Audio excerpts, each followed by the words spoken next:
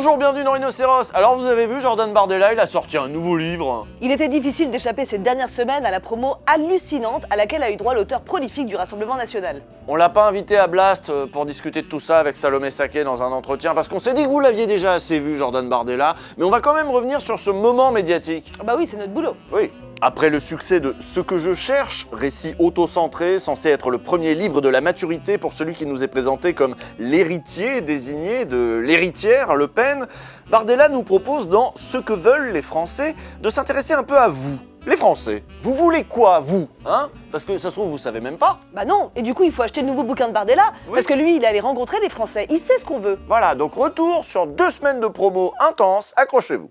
Évidemment, la presse de droite et d'extrême droite était au taquet. Bardella a eu droit à son entretien dans Valeurs Actuelles, 2 jours avant il a écrit une tribune dans Le Figaro, et il a bien sûr eu sa grande interview dans Le Journal du Dimanche. Et ça tombe bien puisque le JDD appartient à Bolloré, qui est aussi propriétaire de la maison d'édition Fayard, qui édite et publie ce nouveau livre. Donc tout ça c'est bien pratique parce que quand Fayard publie Bardella, on sait qu'on aura tout l'écosystème de Bolloré qui va matraquer pendant des jours sur le fait que la sortie de ce livre est un véritable événement politique, voire littéraire. Et quand Jordan met ses petites lunettes d'intellectuel pour aller sur un plateau de CNews, il sait qu'il va être reçu quasiment comme un membre de la famille. Vous savez, on est une famille, nous, donc tout le monde veut poser des questions. C'est pour ça que les Français vous aiment. Alors, Les grands-pères. oui, c'est notre grand-père.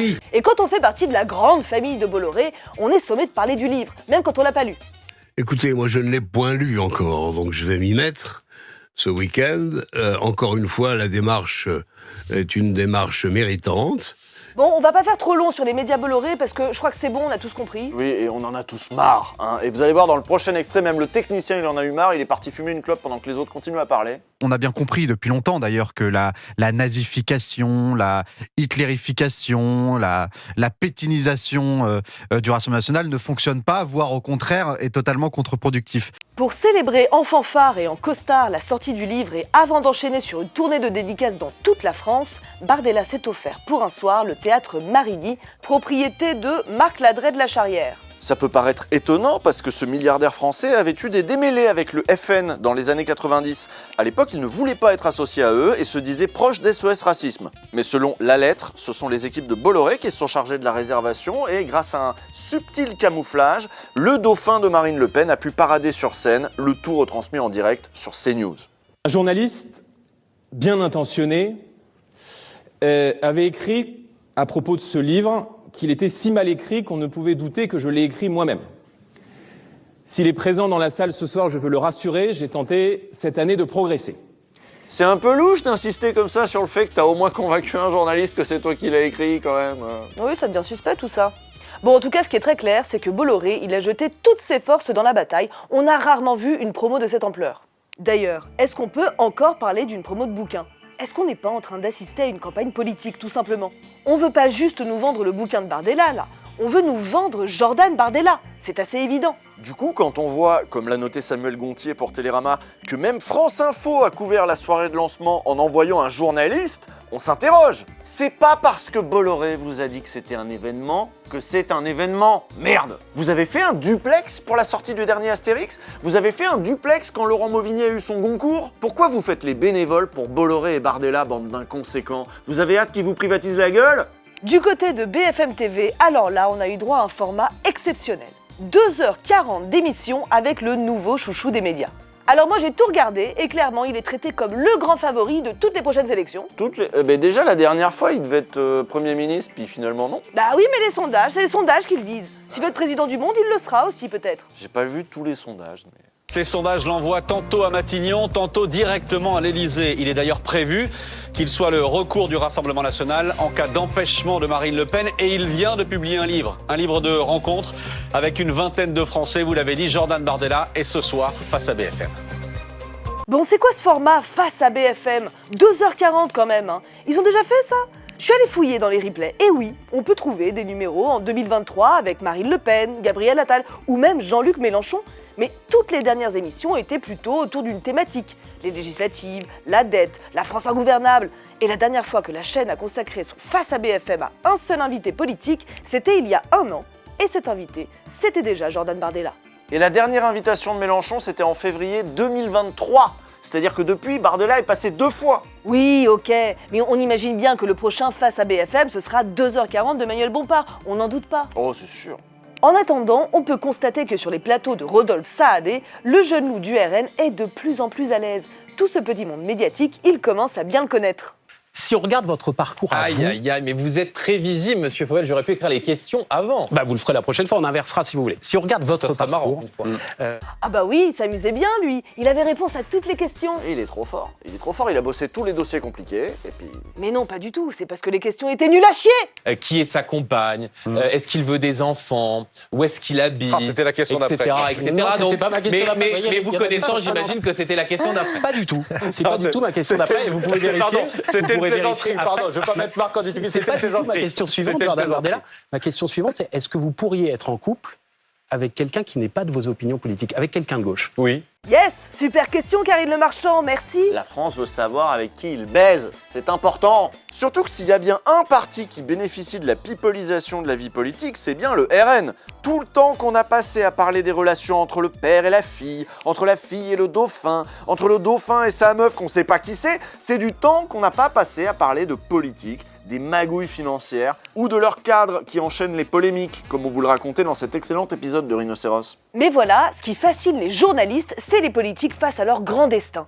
Et si c'était lui? Est-ce qu'il a les épaules? Non, parce que moi je veux bien y croire, mais il faut que ce soit crédible, quoi. Parce que moi, il y a un truc qui me gêne quand même avec Jordan Bardella depuis le début, et je me pose la question, c'est est-ce qu'il est pas un peu jeune? À 30 ans, vous vous sentez capable d'être président de la République? Et oui, il a aussi eu droit à 20 minutes aux 20h de France 2. Parce que si la sortie de ce livre, c'est un événement pour le groupe Bolloré, pour BFM ou pour France Info, vous pensez vraiment que Léa Salamé allait passer à côté? Oh, c'est bien mal la connaître. 1 an après son premier livre qui s'était vendu à plus de 200 000 exemplaires, Jordan Bardella revient en librairie aujourd'hui, cette semaine, avec Ce que veulent les Français, chez Fayard, un livre où le président du RN va à la rencontre des Français et en tire 20 portraits d'une France qu'il dit travailleuse et silencieuse. Mais donne le prix aussi pendant que tu y es, toi. Oui, mais si tout le monde en parle, c'est que c'est ce dont il faut parler. D'ailleurs, pour son bouquin d'avant, sur France 2, Bardella n'avait pas eu le droit aux 20h. Par contre, il avait été invité à quelle époque? L'émission du samedi soir où déjà il avait pu parler de son livre à Léa Salamé. Donc manifestement, c'est elle qui adore recevoir Bardella. Oui, mais attention, hein, elle a des critiques. Il va être bien bousculé, notre Jordan.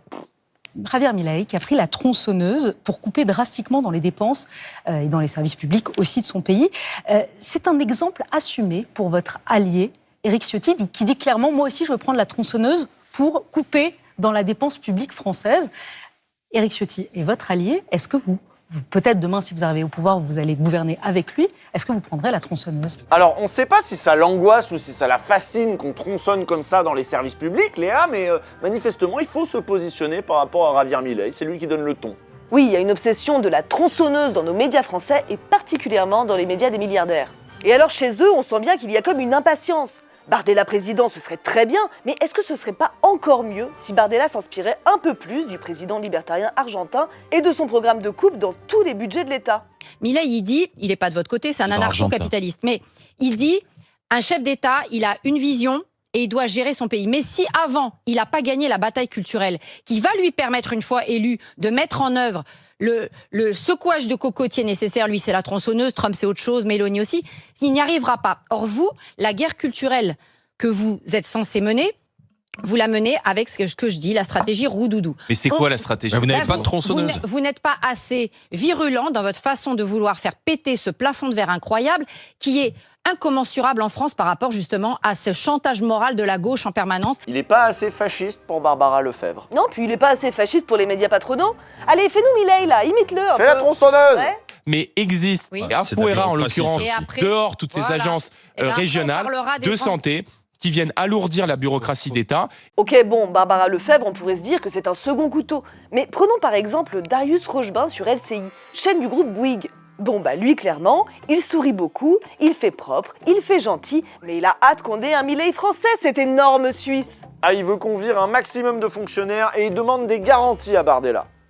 Ça représenterait combien d'emplois de fonctionnaires à peu près? Mais tout ça sera chiffré. Vous savez très bien. Mais non, vous savez très bien qu'il y a bataille sur les chiffres. Écoutez, si Javier Milei en Argentine, vous imaginez. Je vous donne un exemple très simple, monsieur Rochebin. Pendant les présidentielles. Non, pas du tout. Je ne peux pas refaire l'histoire, mais les 35 heures, ça a été la réforme emblématique. Est-ce que, c'était une erreur? Mais Darius Rochebin, il vient pas seulement de Suisse, il vient du service public en Suisse. Il a bossé pour la RTS pendant 25 ans, il a vécu d'argent public. Et alors depuis qu'il est chez nous et qu'il bosse pour le privé, il se lâche. C'est frappant de voir à quel point certains osent dans ce domaine-là. Je ne vous pousse pas, mais ça montre les réticences qu'il y a dans votre parti avec une aile qui n'est pas libérale. Et on comprend bien que chaque mot que vous allez prononcer, du genre 300 000 fonctionnaires en moins, on sent que ça vous arrache un peu la bouche. Allez-y franchement, Jordan Bardella, je vous pousse pas, je vous pousse pas. Vous avez vu, il a dit je vous pousse pas. Enfin quand même, les fonctionnaires, plein de cul quoi. Bah oui, il faudrait s'inspirer un petit peu plus de Milei, mais aussi de Trump. Attention, le prochain extrait, vous allez voir, j'en croyais pas mes oreilles. On voit ce qui se passe aux États-Unis, c'est l'extrême. Ils sont très loin de l'état d'esprit européen. Tuer les narcotrafiquants, par exemple, comme les terroristes, que Trump assume. Est-ce que c'est des idées qui vous viendraient? Je vous pousse pas, mais on tue personne. On continue à la jouer couille molle. Bon, Rochebin, je pense que c'est bon, on a fait le tour. Oui. En tout cas, vous avez compris, avec toutes ces questions, Bardella, il passerait presque pour un modéré. Le système médiatique est tellement parti à droite qu'on a des journalistes qui engueulent l'extrême droite en lui demandant d'en faire plus contre l'État et pour les patrons. Pourtant, dans le livre de Bardella, les patrons sont déjà très bien traités. Nous, on n'a pas lu le livre, mais il y en a qui s'y sont collés à notre place, comme par exemple Nicolas Massol qui a écrit dans Libé que le livre aurait pu s'intituler « Ce que veulent les patrons ». À l'UMA, il y a Anthony Cortez qui n'a pas non plus été très convaincu par ce nouveau livre qui, comme le premier, sonne faux. Enfin, les ficelles qu'utilise Bardella, on les retrouve dans son livre. Par exemple, quand il parle un moment d'un marin-pêcheur et il se compare à ce marin-pêcheur. Il dit voilà, sa barque me rappelle celle de mon oncle Alberto, je sais pas quoi. Enfin, il y a tout cette espèce de pathos. Alors c'est ultra mal fait parce qu'on voit bien que c'est pas honnête. On voit bien les immenses ficelles. Donc vous l'avez vu, les journalistes de plateau, ils profitent de la sortie du livre pour lui parler de sa vie privée, de ses ambitions personnelles, pour le pousser à avoir un programme encore plus bourrin. Mais finalement, ils lui parlent pas tellement du livre. Et en même temps, est-ce qu'ils l'ont lu? Et puis tiens, est-ce que Bardella, il l'a vraiment écrit le livre? Si ça se trouve, on a des journalistes qui parlent d'un livre qu'ils n'ont pas lu face à un auteur qu'il a lui-même pas écrit. Ce serait quand même assez fou, mais bon, si ça se trouve... Dans l'édition, c'est des trucs qui se font, de faire paraître des livres qui ont en fait été écrits par d'autres. C'est même assez courant. Pour le premier bouquin de Bardella, déjà la question se posait. Raphaël Lorca avait disséqué le livre, et pour lui, il était assez évident qu'il y avait anguille sous roche. En fait, ça se voyait beaucoup qu'il n'y a pas eu ce travail d'édition et qui consiste en fait à invisibiliser le plus possible le fait que la personne n'a pas écrit son propre livre, quoi. Raphaël Lorca est essayiste et spécialiste en communication pour la Fondation Jean Jaurès et on l'a interrogé pour cet épisode. Alors qu'est-ce qui lui fait dire que Jordan Bardella n'écrit pas ses propres livres?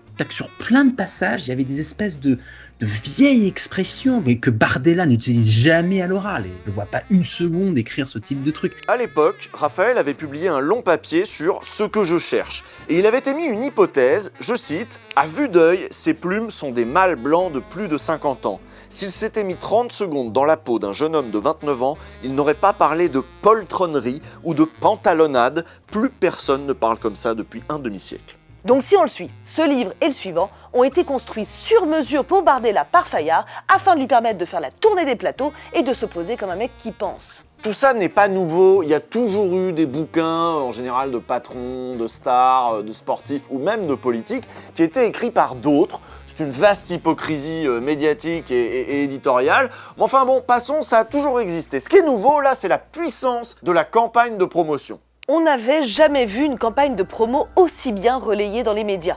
Marine Le Pen aussi, par exemple, elle sortait des livres de temps en temps, mais ils étaient accueillis avec moins de ferveur. Alors avec ce livre à contre-flot, est-ce que vous ne jouez pas en quelque sorte contre votre camp? Parce que vous dites que ce livre est là pour dédiaboliser, entre guillemets, le Front National, alors que votre père, Jean-Marie Le Pen, disait que la dédiabolisation, ça ne sert à rien, qu'un Front National gentil, ça n'intéresse personne.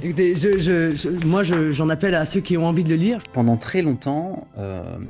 l'extrême droite écrivait des bouquins, mais passait assez largement inaperçus. Quand on regarde l'éditeur de Marine Le Pen sur ses livres, c'est un certain Grancher, qui est un éditeur de livres par ailleurs très spirituels et ésotériques. Donc c'était des éditeurs mineurs qui ne disposaient pas du tout d'une force de frappe de diffusion, être en capacité tout simplement de mettre le livre sur les étalages. et sans même parler ensuite d'en faire une promotion médiatique. Ce qui a changé évidemment, c'est que maintenant c'est Bolloré qui contrôle tout simplement. Voilà, et ça c'est assez récent, mais ça a changé beaucoup de choses dans le monde de l'édition. À l'automne 2021, Vincent Bolloré lance une OPA sur le groupe Lagardère, et donc sur Hachette Livres. Un fleuron de l'édition qui regroupe entre autres Fayard, Grasset ou Stock. Sauf qu'il possède déjà Editis, un autre groupe gigantesque acquis en 2018. Bolloré a été obligé de se séparer d'Editis pour pouvoir garder Hachette. Autrement, la situation de concentration, presque de monopole, aurait été invalidée par la Commission européenne. Et même à l'époque où Bolloré ne contrôlait que Editis, eh bien les auteurs paniquaient déjà, ils craignaient la censure. Le journaliste Étienne Girard écrit une enquête sur Éric Zemmour, qui doit être publiée chez Plon, maison du groupe Editis. Je vois rien arriver, donc je demande de nouveau à mon éditrice des garanties sur ma liberté éditoriale. Et là, je crois que c'est début janvier, elle m'explique qu'en fait le groupe Plon préfère rompre mon contrat. Donc aujourd'hui, Editis appartient à un autre milliardaire, Daniel Kretinsky, on y reviendra. Bolloré a préféré garder la main sur Hachette, le groupe Hachette. C'est pas n'importe qui, Hachette. Bolloré, sa volonté de devenir numéro 1 mondial, c'est en absorbant. Hachette, avant on l'appelait la pieuvre, parce qu'elle cherchait à bouffer tous les éditeurs, ce qu'elle a réussi à faire. Et puis maintenant, la pieuvre, elle se fait manger par Bolloré. Hachette, c'est le 3e groupe d'édition mondial. 1er en France, 2e au Royaume-Uni, 3e aux États-Unis et en Espagne. Ils font de tout, de la littérature blanche au manuel scolaire jusqu'à la BD. Le dernier Astérix, c'est Hachette. À l'intérieur d'Hachette, il y a plein de maisons d'édition dont vous connaissez le nom, comme Grasset, Kallman-Lévy, Marabout ou Larousse. Et il y a donc Fayard. Et c'est Fayard qui a publié le dernier bouquin de Bardella, mais aussi le dernier Zemmour et aussi le dernier de Villiers. En juin 2024, c'est Lise Boel qui est nommée PDG des éditions Fayard. Ça avait fait du bruit à l'époque puisqu'elle était présentée comme l'éditrice historique d'Éric Zemmour, celle qui avait fait de lui un auteur à succès. Bon, mais c'est quoi Fayard ? Qu'est-ce que ça représente ? Et dans son histoire récente, Fayard a publié des présidents de la République, et puis plein d'intellectuels, j'ai la liste, Edgar Morin, Guy Debord, Noam Chomsky, Jean-Pierre Changeux, Yves Coppens, des gens assez sérieux en fait. Le fait de transformer cette maison et de la mettre au service d'un projet idéologique aussi identifié, en fait, le lecteur, en bout de chaîne, peut être totalement floué. Parce que Fayard, c'est pas Grancher ou Zemmour Édition. Je veux dire, c'est un nom qui appartient à l'intelligentsia française. Donc vous voyez maintenant, le fait d'être publié dans cette maison-là apporte du vernis, une crédibilité à ces auteurs d'extrême droite. Oui, d'ailleurs, Fayard continue à publier des auteurs qui n'ont rien à voir avec l'extrême droite. Mais maintenant, il y a Bardella et Zemmour en plus. C'est une sacrée étape dans la normalisation de ces auteurs. Si Bolloré avait complètement transformé ses maisons d'édition en ne laissant plus parler que l'extrême droite, comme il l'a fait pour ses médias, ça aurait pu se casser la gueule, tout simplement. Dans l'édition, Bolloré fait comme ce qu'il a fait pour le cinéma. Il continue à produire un peu tout le monde, mais ajoute sa petite touche. Par exemple, Canal+ a produit l'histoire de Souleymane, mais maintenant Canal+ produit aussi des films comme Sacré-Cœur, le docu-fiction catholique qui a fait polémique ces dernières semaines. Donc avec Hachette, Bolloré fait la même chose, il aide l'extrême droite à sortir des marges, à intégrer le système, à accéder aux canaux mainstream. L'exemple ultime pour moi, c'est l'exemple d'Alain de Benoît. Alain de Benoît qui fait partie de cette vieille tradition gramsciiste de droite, c'est lui qui l'a inventé, cette idée d'un combat métapolitique à l'extrême droite. Alain de Benoît, ça fait 30 ans qu'il est totalement marginalisé dans le champ médiatique et littéraire. Eh bien Fayard, en l'intégrant dans sa collection et dans sa maison, au mois de mai dernier, où Alain de Benoît fait un livre sur Jean-Jacques Rousseau, eh bien ce faisant, comme par hasard, il obtient un portrait dans le Figaro, une double page dans Lire Magazine, une interview dans le JDD, et ensuite la machine se met en branle. Et maintenant c'est une grosse machine, avec Hachette, Bolloré contrôle en fait toute la chaîne du livre, de la conception à la mise en rayon. Oui, et puis vous savez, il contrôle aussi les points de vente, les relais là qu'on trouve dans toutes les gares. Et là-bas, soyez assurés que le dernier Bardella va être bien mis en valeur. Et t'ajoutes à ça la campagne de pub gratos sur tous les médias de Bolloré. Comment tu veux que le bouquin soit pas un succès ? Enfin, les dés sont pipés un peu là, non ? Hyper facile. Parce que là, tout est fait pour que ce soit un carton. Un carton qui va faire gagner des sommes considérables à Jordan Bardella. Et d'ailleurs, ça c'est intéressant comme question. Je lisais dans Le Point que votre premier livre, vous avez rapporté 700 000 € de droits d'auteur. Est-ce qu'on peut encore être connecté au Français Smicard quand on gagne 700 000 € de droits d'auteur ? Bon, c'est pas une mauvaise question, mais j'en ai une mieux. Concrètement, tout cet argent-là qui va passer d'une entreprise de Bolloré sur le compte personnel de Jordan Bardella, est-ce que c'est pas un moyen de lui offrir une fortune à ce petit? Tout est légal, hein, tout est réglo. Mais c'est un peu intriguant quand même. Oui, Bolloré n'a pas le droit de donner directement 700 000 balles au RN. Par contre, là, comme ça, avec ce montage, il peut les donner à Bardella. Et après la tournée médiatique sur les chaînes de Bolloré, la soirée au théâtre Marigny, payée elle aussi par Bolloré, il va y avoir toute une tournée, donc une tournée dans toute la France, qui va permettre à Bardella de rencontrer ses lecteurs et sans doute ses électeurs. Qui va payer toute cette tournée? Les hôtels, les transports, les restos? C'est pas le RN, hein? C'est Fayard, c'est encore Bolloré. Est-ce que ce serait pas une campagne politique déguisée, tout ça? Et voilà, je pense que c'est ça la vraie question. Bardella, on sait tous que c'est un fake.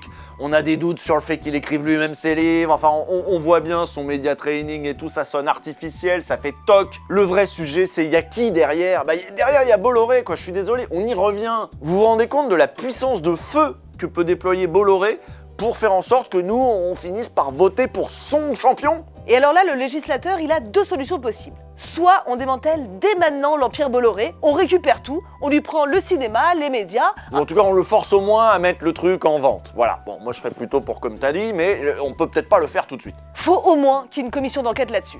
Parce qu'il a déjà eu à s'expliquer Bolloré, mais il s'en est bien tiré. Vous vous souvenez de son argumentaire? C'est Léa Salamé qui le relayait il y a quelques temps face à Antoine Gallimard sur Inter. Écoutez. Et quand il dit devant le Sénat, je ne suis qu'un nain, je suis gros en France, mais je suis un nain au niveau international. Si on me compare aux GAFAM, face à Google, à Amazon, à Apple, on a intérêt à créer des champions nationaux, aujourd'hui face à eux. Est-ce qu'il n'a pas un point là, Vincent Bolloré? Pas du tout. Mais attends, mais du coup, c'est quand même un géant. Mais en France finalement, chez nous, il écrase tout. C'est ça que tu veux, Léa? Tu vas être édité chez Fayard toi aussi, Léa? Et il écrase tout chez nous, et il bouscule tout, il change les codes, et ça se trouve, il va inspirer d'autres gens. Editis par exemple. Editis est possédé par le milliardaire Kretinsky qui a nommé à sa tête Denis Oliven. Et Denis Oliven, il serait pas choqué que les lignes bougent un peu. Si des hommes politiques du Rassemblement national voulaient publier au sein de votre groupe, par exemple, s'ils respectaient la loi, s'ils respectaient les grandes valeurs démocratiques, s'ils respectaient aussi certaines valeurs sur le fond de ce qu'ils expriment,